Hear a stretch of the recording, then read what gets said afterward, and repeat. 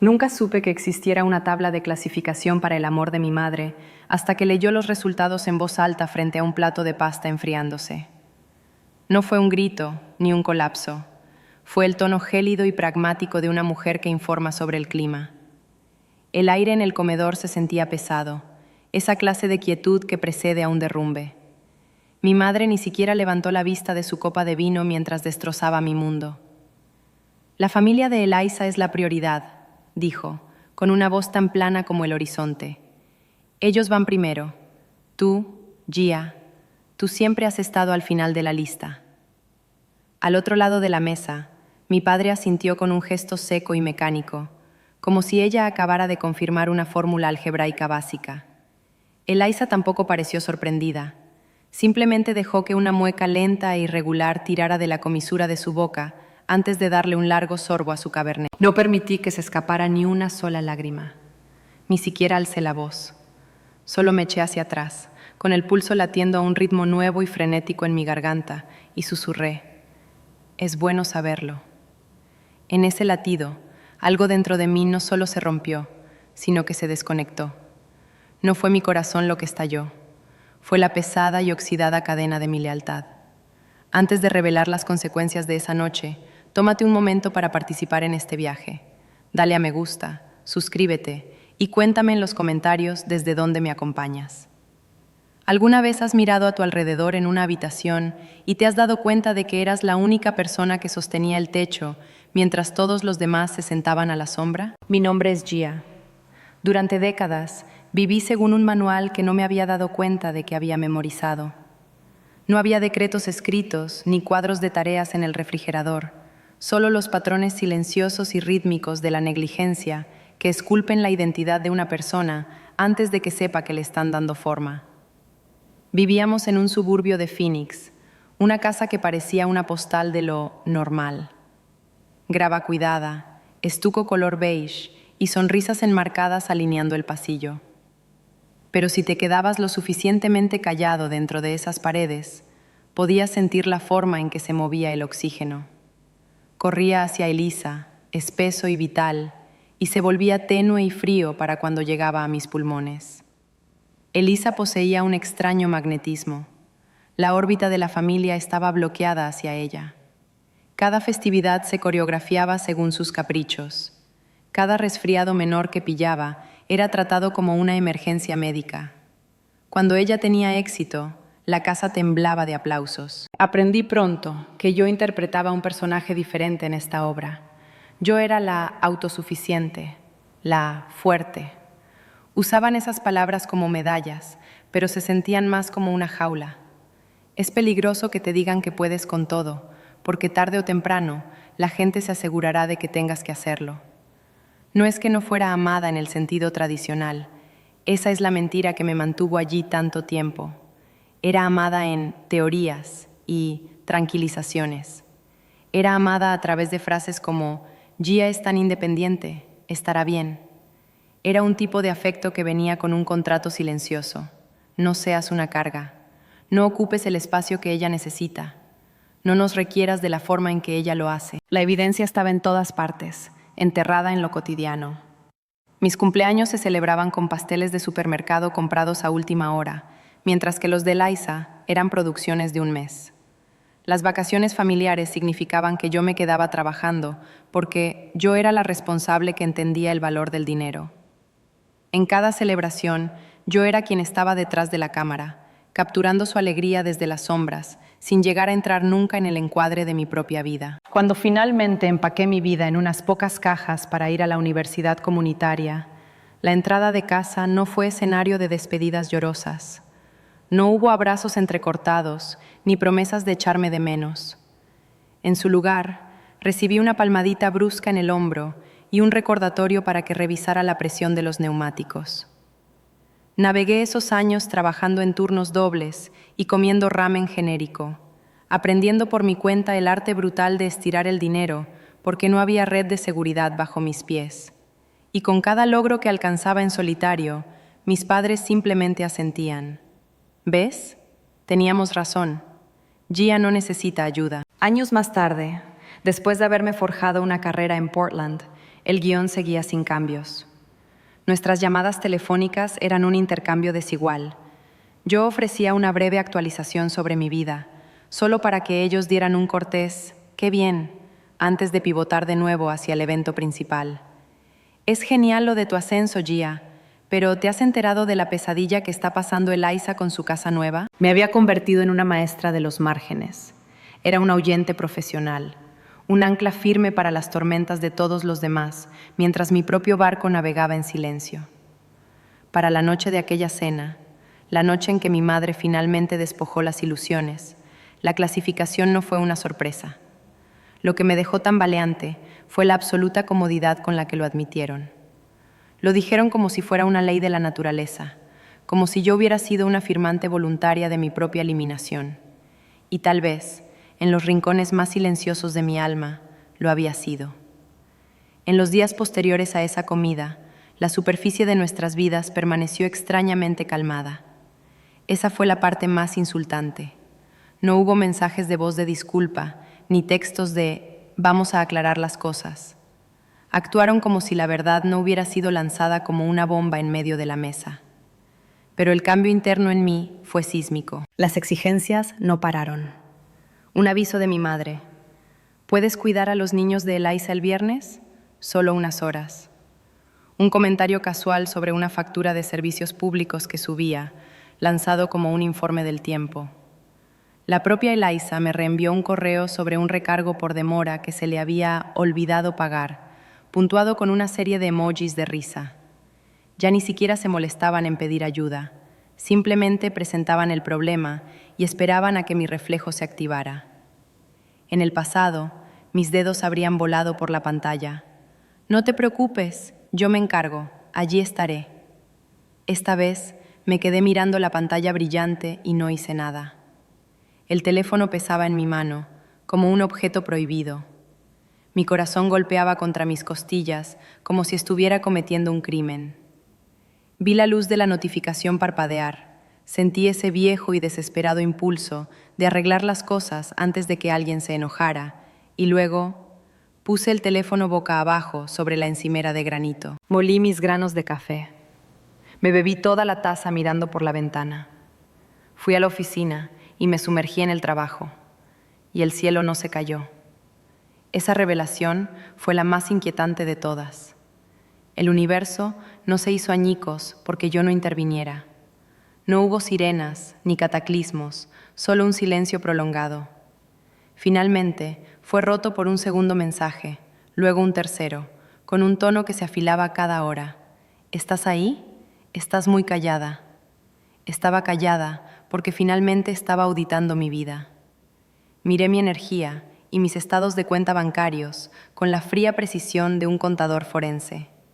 Vi las fugas, los pequeños y constantes goteos de dinero que había enviado a casa, los días de vacaciones que había quemado para atender las emergencias de Eliza, los planes que había mantenido vagos por si acaso me convocaban. Empecé a desenredar los nudos. No hice un gran anuncio, simplemente actué. Moví mis ahorros a cuentas privadas. Revoqué el acceso compartido a mis suscripciones digitales. Dejé de pagar las facturas pequeñas que silenciosamente se habían convertido en mi responsabilidad permanente. Cuando Eliza finalmente me envió un mensaje para preguntarme si podía cubrirla solo esta vez, le respondí con 3 palabras. No me es posible. Sin justificaciones, sin lista de excusas, sin «lo siento». La reacción fue instantánea. La llamada de mi madre llegó minutos después, con una voz que vibraba con una preocupación que en realidad era pánico apenas velado. «Gia, ¿todo bien? Pareces tan fría últimamente». «Solo estoy ocupada», le dije. Ella se quedó al teléfono, con un silencio que se extendió hasta volverse incómodo. Cuando no me apresuré a llenarlo, finalmente soltó. «¿Sabes bajo cuánta presión está Eliza ahora mismo, verdad?» «Soy consciente», dije. «Siempre lo he sido». Lo que no dije fue que ser consciente no convertía su deuda en mi carga. Ese fue el momento en que la marea cambió.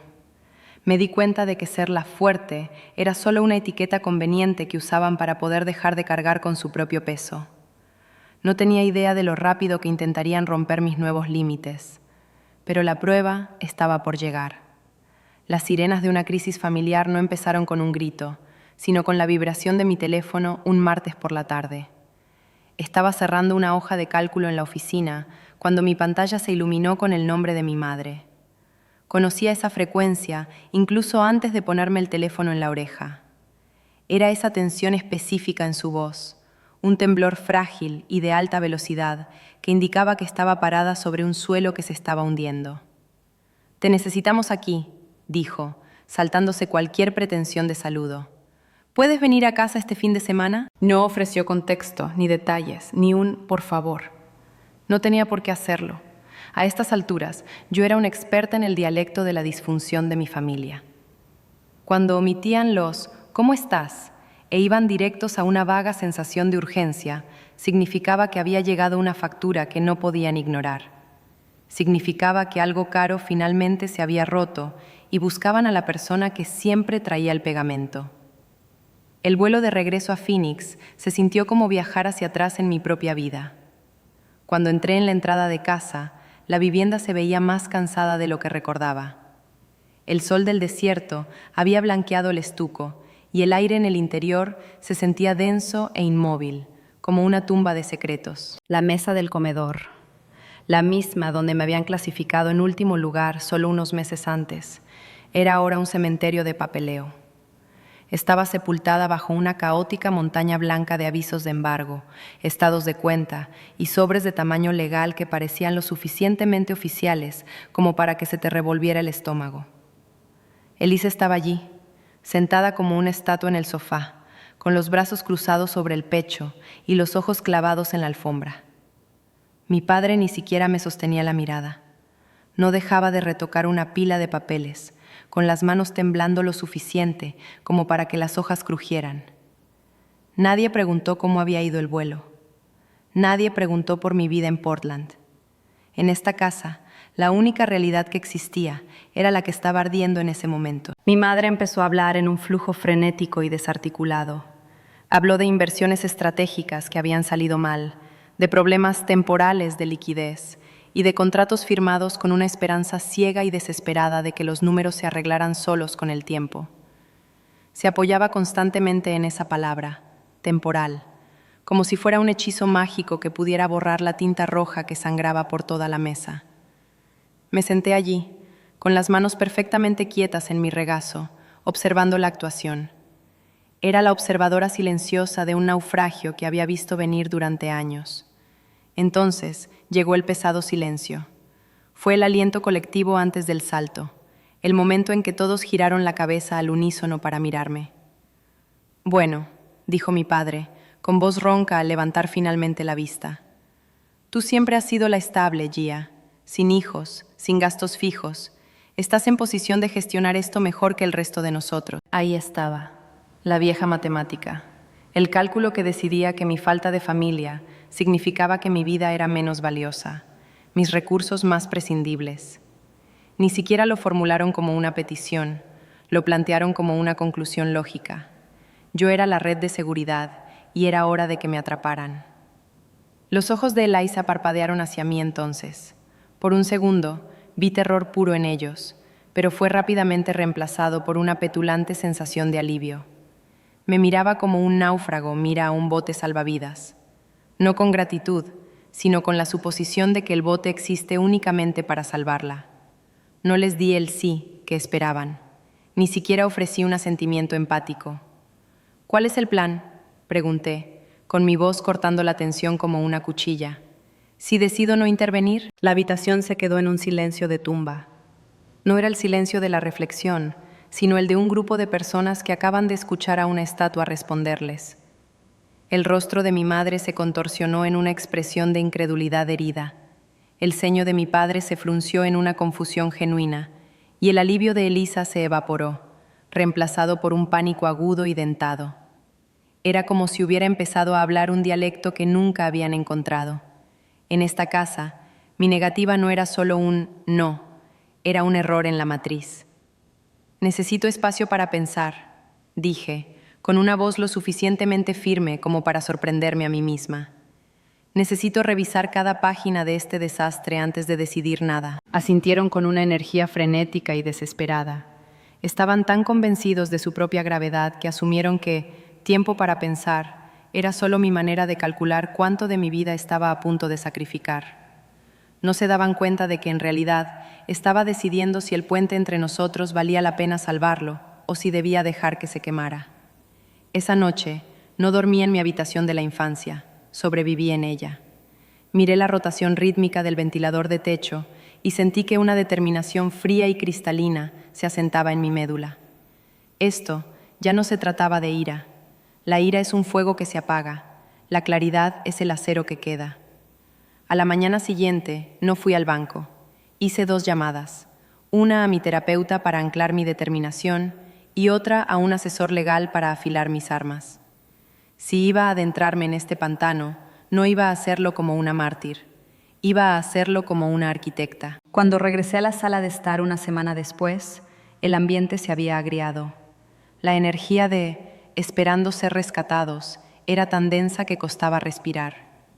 La mesa estaba un poco más organizada ahora, pilas de caos clasificadas en montones ordenados de desesperación, pero los ojos que me seguían eran los mismos. Mi madre rompió el silencio con esa voz de porcelana quebradiza. Estamos muy agradecidos de que te hayas quedado, Gia. Sabemos que las cosas han estado tensas. Entremos en materia, dije, soltando mi bolso y ocupando la cabecera de la mesa. Mi padre lanzó el mismo monólogo ensayado que había escuchado 1000 veces. Cambios en el mercado, mala suerte, consecuencias imprevistas. Hablaba como un hombre que intenta vender un negocio en quiebra a un inversor, esperando que si sonaba lo suficientemente seguro, yo no notaría la podredumbre en los cimientos. Elisa intervino con historias de llanto sobre la matrícula escolar de los niños y el estrés insoportable de todo aquello.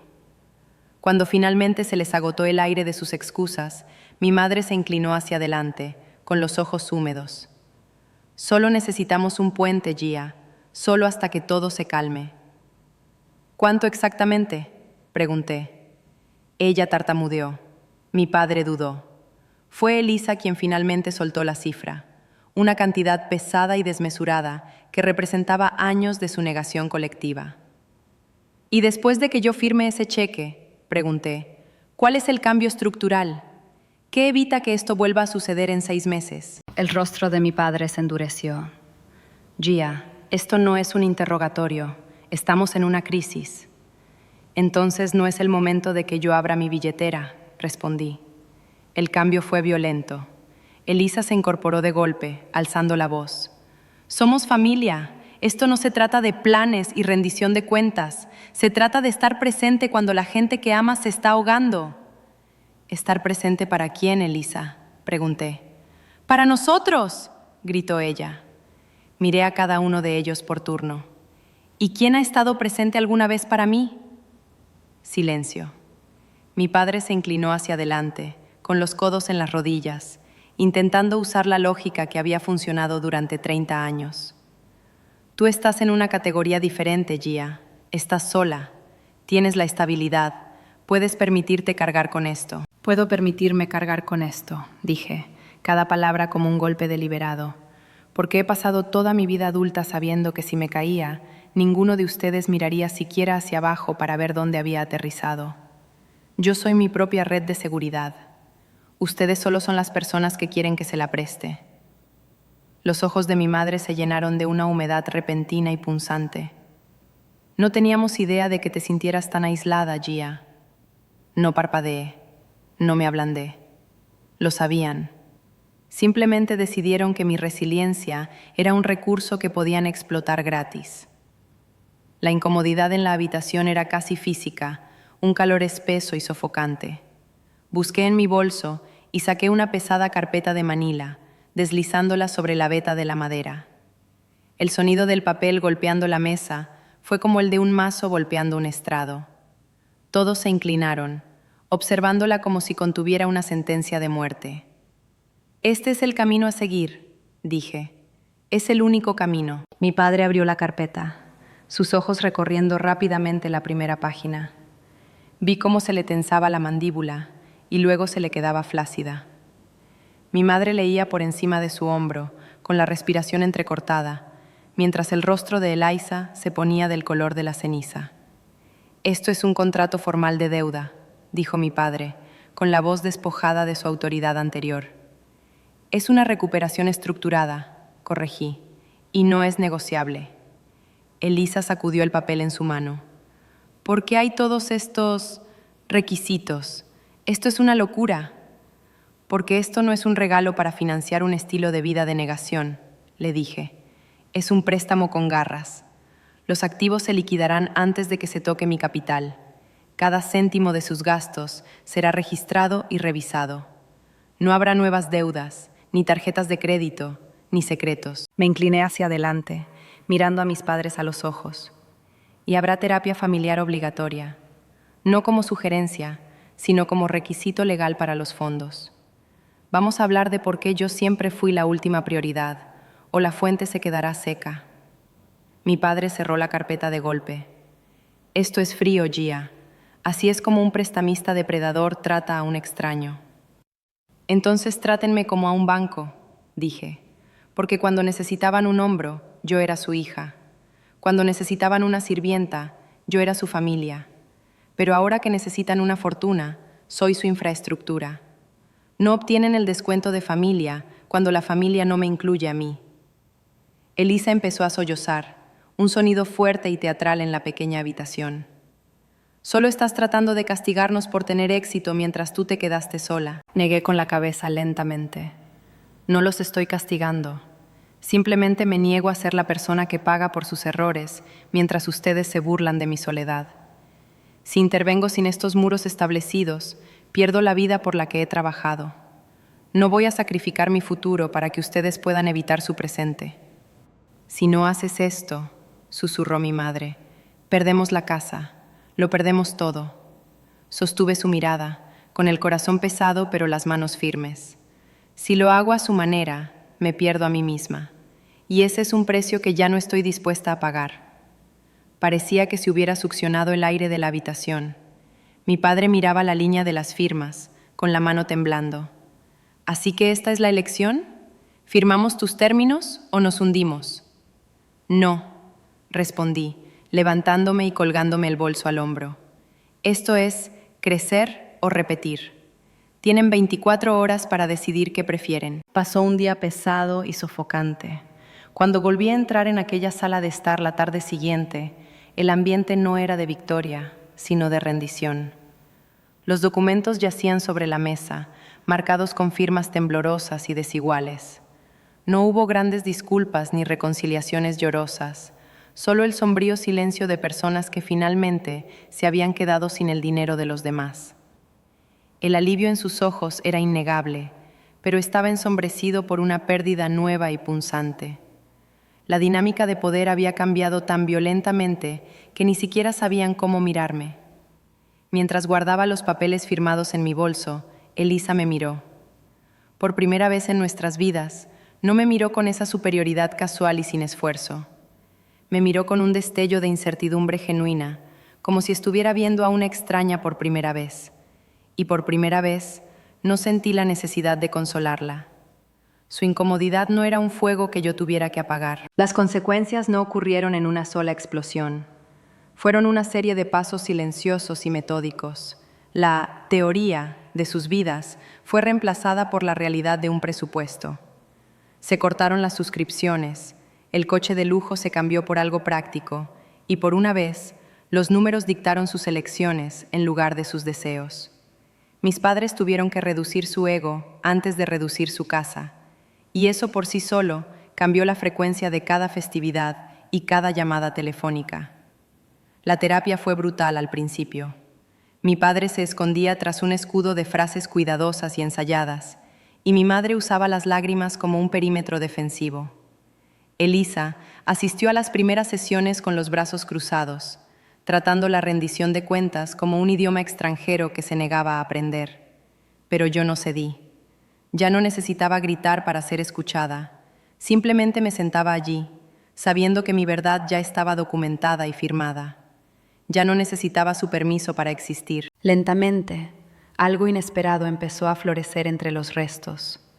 Al no estar yo allí para recoger cada cristal que caía, finalmente tuvieron que aprender a sostenerlos. Elisa empezó a gestionar sus propias crisis en lugar de delegarlas en mi cuenta bancaria. Mis padres dejaron de decir, ya lo resolveremos, como un código para, Gia lo arreglará. Nuestra relación no se transformó en una obra maestra cinematográfica de amor, pero encontró algo mejor, espacio. Espacio donde solía habitar el peso aplastante de la obligación. Espacio donde finalmente podía respirar sin sentirme culpable por ocupar aire. De vuelta en Portland, mi vida se sentía diferente, más estable, como si los cimientos finalmente se hubieran asentado. Dormía sin la vibración fantasma de un mensaje de emergencia acechando mis sueños. Cuando mi teléfono se iluminaba con una llamada de casa, era para hablar de una receta o una película, no del pago de una hipoteca. El cambio más profundo, sin embargo, no fue en ellos, fue en el espejo. Dejé de audicionar para el papel de la hija buena y empecé a interpretar el papel principal de mi propia vida. Aprendí que los límites no son muros construidos para dejar fuera a la gente. Son las puertas que definen dónde terminas tú y dónde empieza el mundo. Sentada en mi tranquilo apartamento una noche, una verdad simple me golpeó con la fuerza de un maremoto. Ya no estaba esperando a que mi familia me eligiera a mí. Yo ya me había elegido a mí misma. Durante años, pensé que estar la última en la fila significaba que tenía que correr más rápido y dar más solo para ser vista. Estaba equivocada. Ser la última no era un desafío que superar, era una señal para salirme de la fila por completo. Construí una vida donde mi valor no se mide por lo que puedo sacrificar, sino por quién soy cuando no estoy salvando a nadie. Si esta historia se siente como un espejo de tu propia vida, quiero que escuches esto. No estás solo. Comparte tu viaje en los comentarios y dime desde dónde me escuchas. Si estas historias te ayudan a encontrar la fuerza para establecer tus propios límites, suscríbete.